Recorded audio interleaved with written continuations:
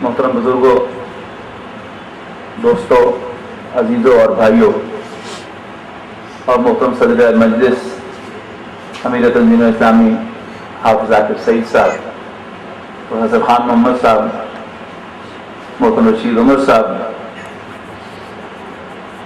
آج کا موضوع شریعت کیا، کیوں اور کیسے۔ بہت سے حضرات کے لیے یہ موضوع عجیب سا ہوگا۔ بہت سے حضرات سمجھتے ہوں گے کہ اللہ کے فضل و کرم سے ہم مسلمان ہیں، ہمیں یہ بھی معلوم ہے کہ شریعت کسے کہتے ہیں، ہمیں یہ بھی معلوم ہے کہ اس کی ضرورت کیوں ہے، اور ہمیں اس کا طریقہ کار بھی آتا ہے، تو خام خواہ ہمارا وقت ضائع کرنے کی کیا ضرورت تھی۔ لیکن اس کی ضرورت اس لیے پیش آئی ہے کہ اس وقت میڈیا پر ایک یلغار ہے شریعت کے خلاف، مختلف زاویوں سے حملہ آور ہے ہمارا میڈیا شریعت پر، اور شریعت کی بنیادی حیثیت ہی کو ایک سوالیہ نشان بنا دیا گیا ہے۔ شریعت کا لفظ شین را عین سے نکلا ہے، اس کے تین بنیادی مفہوم ہیں۔ ایک، جانا، چلنا، ٹو گو۔ دوسرا، شروع کرنا، ٹو اسٹارٹ، ٹو بگن۔ اور تیسرا اس کا مفہوم ہے کسی چیز کو، کسی لا کو انٹروڈیوس کرنا، کسی قانون کو لاگو کرنا، یا کسی کو کوئی قانون بنا کر دینا۔ پھر الشرع کے معنی ہیں ریویلیشن، وحی۔ اسلامی قانون کے لیے یہ اصطلاح استعمال ہوتی ہے شریعت۔ یہ کیا ہے؟ اللہ کا دیا ہوا قانون، اللہ تعالیٰ کا دیا ہوا قانون، اس کی کیا حیثیت ہے؟ پہلا ہمارا حصہ جو ہے گفتگو کا وہ کیا ہے؟ شریعت کیا۔ دیکھیے، جب بھی دو انسانوں کے درمیان کوئی معاملہ ہوتا ہے تو ہر فریق جو ہے وہ اپنا کلیم رکھتا ہے کہ یہ میرا حق ہے، دوسرا فریق کہتا ہے یہ میرا حق ہے۔ لیکن یہ فیصلہ کون کرے گا کہ وہ کس کا حق ہے؟ اس کا ایک آسان طریقہ یہ ہے کہ جو بھی مابین نزاع شے ہے، ڈسپیوٹڈ چیز ہے، جس چیز کا جھگڑا ہے، اس کو آدھا آدھا کر دیا جائے۔ لیکن یہ عدل نہیں ہے۔ عدل کا تقاضا کیا ہے کہ دیکھا جائے کہ کس کا کتنا حق ہے۔ اگر ایک فریق کا حق 100% ہے تو اس کو 100 کا 100% دے دیا جائے، اور اگر اس کا 75% ہے تو اس کو 75 دیا جائے۔ ہاں، آدھا آدھا ہے تو آدھا آدھا دے دیا جائے۔ اب اس کا اصل سوال یہ ہے کہ یہ فیصلہ کون کرے گا، یہ قانون کون بنائے گا؟ اگر میں ایک فریق ہوں اور آپ مجھے قانون بنانے کی اجازت دیں گے تو میں تو اپنے حق میں قانون بناؤں گا۔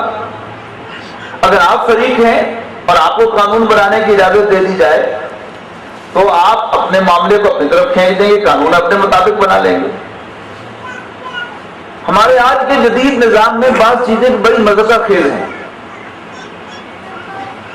ایک جج سے یہ توقع رکھی جاتی ہے کہ جب وہ کسی کیس کی سماعت کرتے ہوئے محسوس کرے کہ اب وہ ایک پارٹی بن گیا ہے تو وہ اب اس کیس کی سماعت کرنا چھوڑ دے اور وہ کیس کسی دوسرے جج کو بھیج دے کہ اب میں ایک فریق بن گیا ہوں، لہذا میں اس کی سماعت کرنے کا حق نہیں رکھتا۔ لیکن اس سماعت سے بڑی شے قانون سازی ہے۔ پارلیمنٹ جس کو آج دنیا میں قانون سازی کا حق دیا جاتا ہے، اس کا ہر ممبر ہر قانون میں پارٹی ہوتا ہے۔ اگر کوئی سرمایہ داروں کے متعلق قانون بن رہا ہے تو سرمایہ دار اسمبلی میں بیٹھے ہیں، پارلیمنٹ میں بیٹھے ہیں۔ اگر زمین کے بارے میں کوئی قانون بن رہا ہے، بندوبست اراضی کے بارے میں کوئی قانون پاس ہو رہا ہے، زمینداری کے بارے میں کوئی فیصلہ ہونے والا ہے، تو زمیندار وہاں بیٹھے ہوئے ہیں۔ تو آپ مجھے بتائیے کہ کیا وہ لوگ اپنے خلاف کوئی فیصلہ کریں گے، اپنے خلاف قانون سازی کریں گے؟ ہرگز نہیں کریں گے۔ تو یاد رکھیے، جب بھی قانون ساز بذات خود کسی قضیے میں، کسی معاملے میں فریق ہوگا، وہ کبھی اب مبنی بر عدل و قانون نہیں بنا سکتا۔ اب انسانوں کے تمام معاملات تو ایک دوسرے کے ساتھ ملے جلے ہوتے ہیں، کہیں میرا کوئی انٹرسٹ ہوگا، کبھی آپ کا کوئی فائدہ اس سے وابستہ ہوگا، کبھی کی تیسرے فریق کا ہوگا۔ تو عدل پر مبنی قانون کون سا ہوگا؟ وہ صرف وہی قانون ہوگا جو کسی ایسی تھرڈ پارٹی کی طرف سے بنایا جائے کہ جس کا دونوں فریقوں کے ساتھ برابر کا تعلق ہو، اور وہ رب العالمین کے سوا اور کوئی نہیں ہے، جو تمام انسانوں کا سانجھا رب ہے۔ وہ مردوں کا بھی رب ہے، عورتوں کا بھی رب ہے، وہ زمینداروں کا بھی رب ہے، کسانوں کا بھی رب ہے، وہ سرمایہ داروں کا بھی رب ہے، مزدوروں کا بھی رب ہے، وہ ریاست کے جو بھی افراد ہیں، ذمہ دار، ان کا بھی رب ہے، اور رعایا کا بھی رب ہے۔ اور سب سے بڑی بات یہ ہے کہ وہ رب العالمین ہے، وہ ہم سب کا مالک ہے۔ مالک کی بات مانی جاتی ہے، اور مالک کو حق ہوتا ہے کہ وہ ڈکٹیٹ کرے۔ اللہ ہدایت دے ہمارے دانشوروں کو، ان کا کلیم واقعتاً صحیح ہو جائے کہ وہ دانشور ہیں، ان کو واقعتاً یہ دانش آ جائے کہ ڈکٹیٹ کرنا، حکم دینا مالک کا حق ہوتا ہے۔ اور اگر رب العالمین میرا اور آپ کا مالک ہے، مسلمانوں ہی کا نہیں، کافروں کا بھی مالک ہے، تو پھر اسی کا حق ہے کہ وہ قانون بھی دے اور ہمیں ڈکٹیٹ بھی کرے، اور اسی کے قانون کا نام ہے شریعت۔ یہ تو ہو گیا مختصر جواب پہلے سوال کا کہ شریعت کیا ہے۔ اصولی طور پر تو یہ شریعت ہے۔ عملاً شریعت کیا ہے؟ اللہ تعالیٰ کی مرضی اس کے پیغمبروں کے ذریعے سے ہم تک پہنچتی ہے، اور ہمارے پاس کوئی سورس نہیں ہے۔ اس لیے کہ مسلمان نام ہی اس شخص کا ہے جو حضرت محمد صلی اللہ علیہ وسلم کو اللہ کا رسول مانتا ہے۔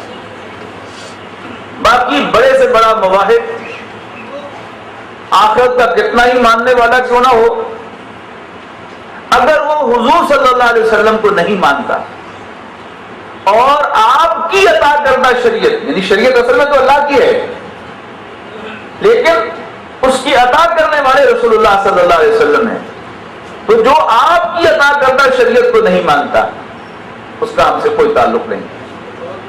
تو عملاً شریعت نام ہے اللہ کے دیے ہوئے اس قانون کا کہ جو حضرت محمد صلی اللہ علیہ وسلم کے ذریعے سے ہم تک پہنچا ہے۔ اگلا سوال ہے کہ شریعت کیوں؟ شریعت کیوں؟ اس کا مختصر جواب تو میں دے ہی چکا ہوں کہ مالک کا حق ہوتا ہے کہ اس کا حکم چلے، مالک کا حق ہوتا ہے کہ اس کی فرما برداری کی جائے۔ اگر ہم نے اللہ تعالیٰ کو اپنا مالک مان لیا ہے، اپنا رب تسلیم کر لیا ہے، تو ہمیں اس کے حکموں پر چلنا چاہیے، اور ہمیں اس کے احکام کو تسلیم کرنے میں نہ کوئی چوں کرنی چاہیے، نہ کوئی چرا کرنی چاہیے، بلکہ ہمیں اللہ تعالیٰ کے احکام خوش دلی کے ساتھ قبول ہونے چاہیے۔ انسانی میں پہلی شریعت جو آئی ہے وہ حضرت موسیٰ علیہ السلام پر آئی ہے. اس سے پہلے صرف ایمان کی دعوت آپ کو ملے گی یا کچھ متعین افعال پر انبیاء کرام نے، اللہ کے رسولوں نے لوگوں کو متوجہ کیا ہے. حضرت نوح، حضرت ہود اور حضرت صالح کی دعوت میں تو صرف موٹی موٹی باتیں ہیں. یا قوم اعبدوا اللہ ما لکم من الہ غیرہ انی لکم رسول امین فاتقوا اللہ واطیعون ما اسألکم علیہ من اجر ان اجریہ الا علی رب العالمین. کیا میری قوم اللہ کے بندے بن جاؤ. ما لکم من الہ غیرہ، اللہ کے سوا کوئی تمہاری عبادت کے لائق نہیں ہے. میں کون ہوں؟ انی لکم رسول امین، میں تمہاری طرف بھیجا ہوا اللہ کا ایک امانت دار پیغمبر ہوں، ٹرسٹ وردی. فاتقوا اللہ واطیعون، بس اللہ سے ڈرو اور میرا کہنا مانو. ما اسألکم علیہ من اجر، میں تم سے کسی اجر کا طالب نہیں، میرا اجر رب العالمین کے ذمہ ہے. اس پر ایک ایک اضافہ کیا حضرت لوط علیہ السلام نے اور حضرت شعیب علیہ السلام نے حالات کے مطابق. حضرت لوط علیہ السلام ایک ایسی قوم کی طرف رسول بنا کر بھیجے گئے کہ جس میں ایک اخلاق کی برائی تھی، لہذا انہوں نے اس بنیادی دعوت کے ساتھ اس کو بھی اپنی دعوت کا موضوع بنایا کہ یہ گھٹیا حرکت، یہ بد اخلاقی، بد کرداری چھوڑ دو. اور حضرت شعیب علیہ السلام ایک ایسی قوم کی طرف بھیجے گئے کہ جو اچھے بھلے کھاتے پیتے تھے، لیکن ان کے اندر ایک کاروباری گراوٹ تھی اور وہ تھی ناپ تول میں کمی. لہذا حضرت شعیب علیہ السلام نے اس کو بھی اپنی دعوت کا موضوع بنایا اور انہیں شرم دلائی. تم اچھے بھلے کھاتے پیتے ہو اور پھر یہ حرکت کیوں کرتے ہو؟ لیکن نہ حضرت نوح کی آواز پر کان دھری انہوں نے، ان کی قوم نے، نہ حضرت ہود کی آواز سنی ان کی قوم نے، نہ قوم سمود نے ریسپونڈ کیا حضرت صالح علیہ السلام کو، اور نہ کہنا مانا قوم لوط نے حضرت لوط علیہ السلام کا، اور نہ ہی بات سنی قوم شعیب نے حضرت شعیب علیہ السلام.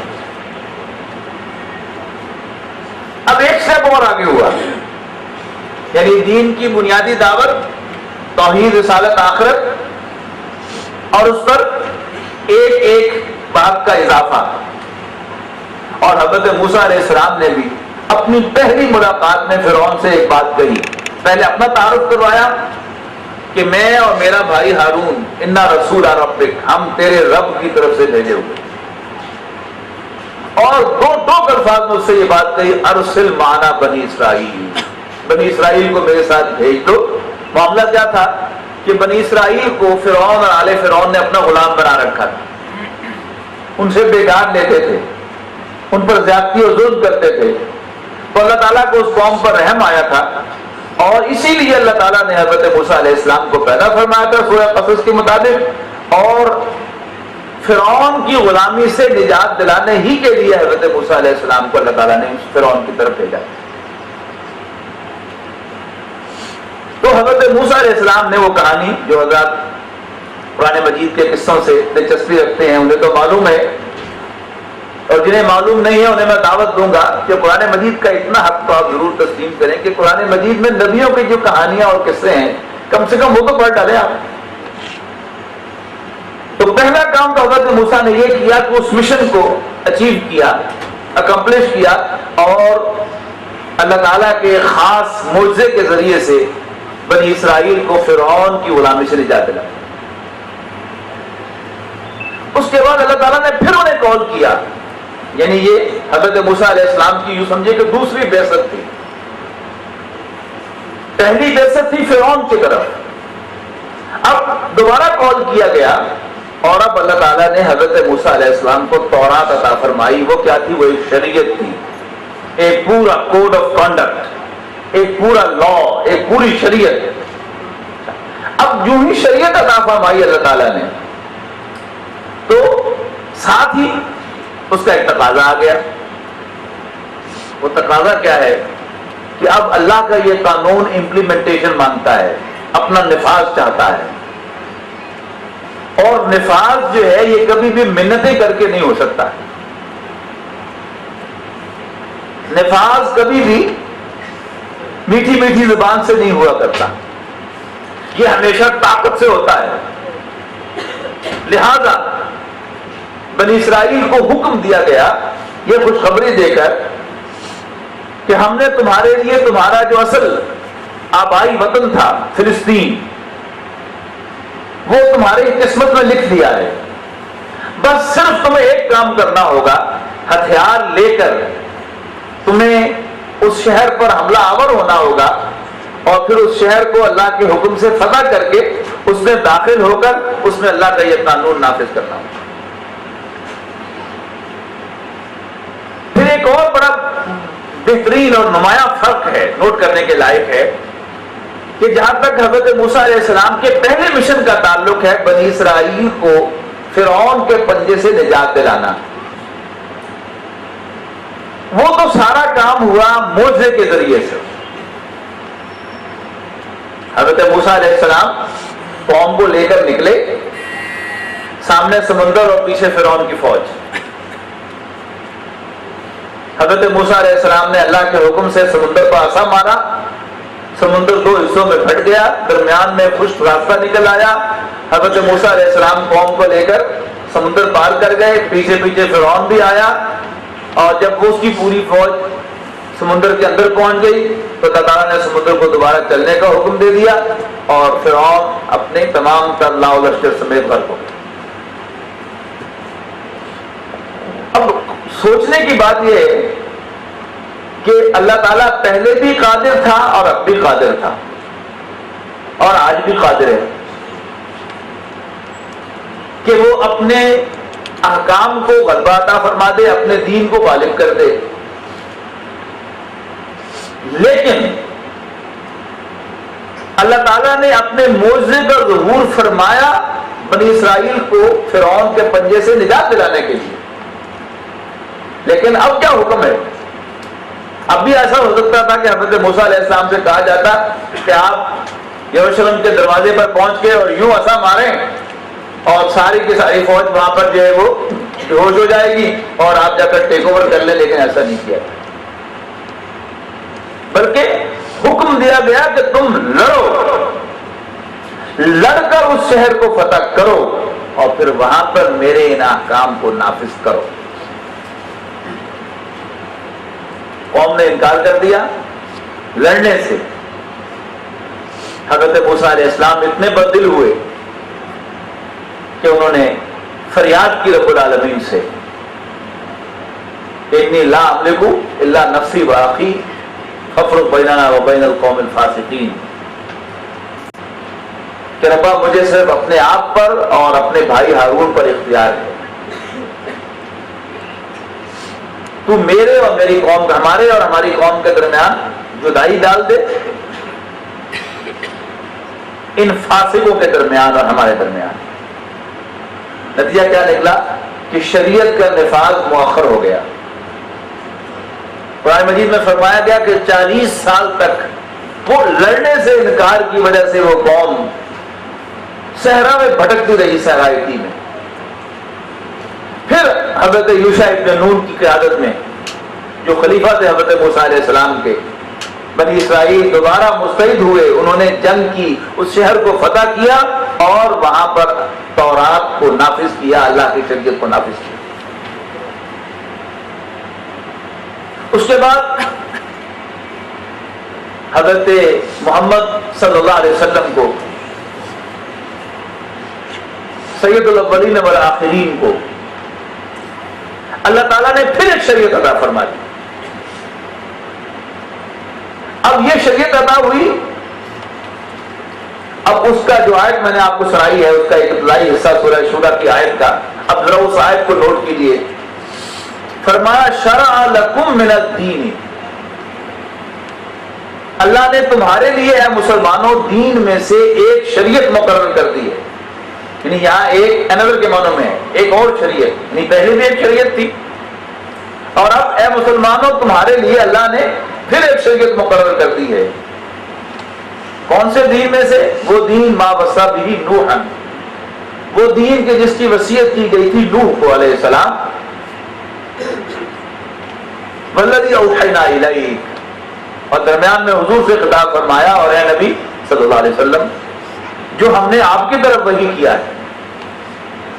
وما وصینا به ابراہیم وموسیٰ وعیسیٰ، اور وہی دین یعنی اسی دین میں سے ہم نے ایک اور شریعت مقرر کی ہے تمہارے لیے، جس کی وصیت ہم نے موسیٰ کو کی تھی، ابراہیم کو کی تھی، موسیٰ کو کی تھی اور عیسیٰ کو کی تھی علیہ السلام. ان اقیموا الدین، کہ تم دین کو قائم کرو، یعنی شریعت آتی ہی قائم ہونے کے لیے.